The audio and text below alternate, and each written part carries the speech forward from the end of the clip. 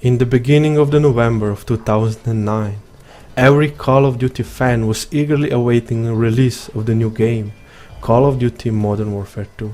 And once they got their hands on the game, no one was disappointed. Even though this game was somewhat similar to Call of Duty 4, it looked better, it felt better, and it definitely sounded better. The game felt very smooth and very clean.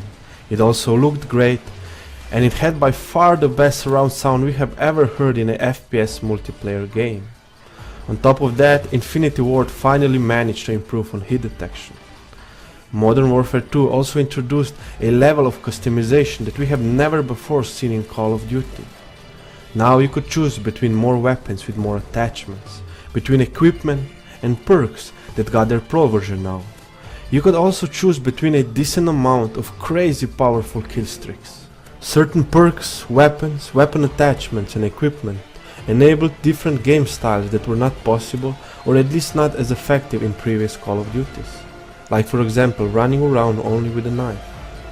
Now even though this might sound very entertaining, this is actually what ruined this game at the end.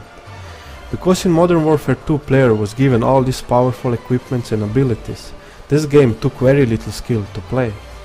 Bad players would quickly realize that all they have to do is equip some explosive weapon, which usually it would mean grenade launcher attachment on assault rifles, and combine it with a perk Danger Close. And if they wanted unlimited amount of noob tubes, they would also use one-man army perk. And now they were ready to spam explosives as much as they wanted. If too many players decided to play this way, the game became virtually unplayable. This game also offered all the tools necessary for successful camping. Maps had a lot of camping spots. With Scavenger you could have virtually unlimited amount of claymores. You could equip some accurate assault rifle and still have a powerful shotgun as your secondary to defend your dark little corner.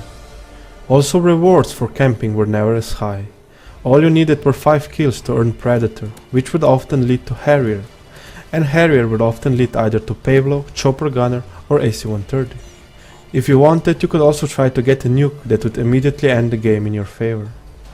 And for these reasons, we saw ever increasing population of campers in this game, and that did not help this game at all. On top of all that, we had in the beginning of the game Care Package Glitch and Javelin Glitch. With Care Package Glitch all you needed to do is earn one Care Package, and you could turn that into unlimited ones, in this way making game unplayable for others. The same goes for Javelin Glitch, where those who used it, every time they would die they would explode and kill everyone around them. And back in the days, it took Infinity Ward couple of months to patch these two glitches. So if I had to pass a final judgment on this game, I would say that this game is as good as players in the lobby. If players play this game like it would be Call of Duty 4 and run around and try to get kills with their gun, this game is amazing, and it could have easily been mine and many others' favorite Call of Duty. However, if you get into a lobby with hackers, campers, glitchers and noobtubers, this game is so bad I would rather go and play Tetris. However, we cannot finish this review without looking at some guns of Modern Warfare 2. As we already mentioned, this game had some problems with balance when it came to killstreaks, perks or attachments. However, if we take a look strictly at primary weapons, this game was actually balanced very nicely. In the assault rifle class we had guns like Scar-L, TAR-21 and AK-47 that were very powerful, and it could kill with stopping power up close only with 2 bullets, but therefore had more recoil and were not that accurate at range. On the other hand, we had M4 and ACR that were not that powerful, but therefore had virtually no recoil. Then we had FAMAS and M16 that were both powerful and accurate. However, they were burst fire weapons, and therefore only popular among skillful players. At the end we had FAL and F2000 that were slightly weaker, but still very dangerous in hands of good players. In the SMG class we had the only gun that was considered unbalanced, or with other words, overpowered. The UMP-45 wasn't any better at close range than other SMGs. However, at long range it was more powerful than most assault rifles, and therefore considered overpowered. Among remaining SMGs, MP5, Vector, Mini Uzi and P90, it was really hard to decide which one was the best. And this is one more proof how well guns in this game were balanced. Modern Warfare 2 times are very often considered as glory days for sniping. Even though sniper rifles were not much different as in previous Call of Duties, what made the difference was the pro version of sleight of hand perk, which allowed snipers to aim faster down the sight and therefore made quickscoping quite easy. Infinity Ward really tried to improve on the two classes that were not much used in previous Call of Duties, namely light machine guns and shotguns.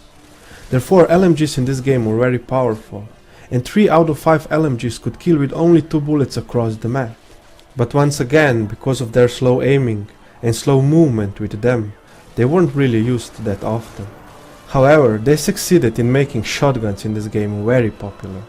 Firstly because they were crazy powerful, and secondly because they were secondaries, and you did not have to sacrifice your primary weapons if you wanted to use a shotgun.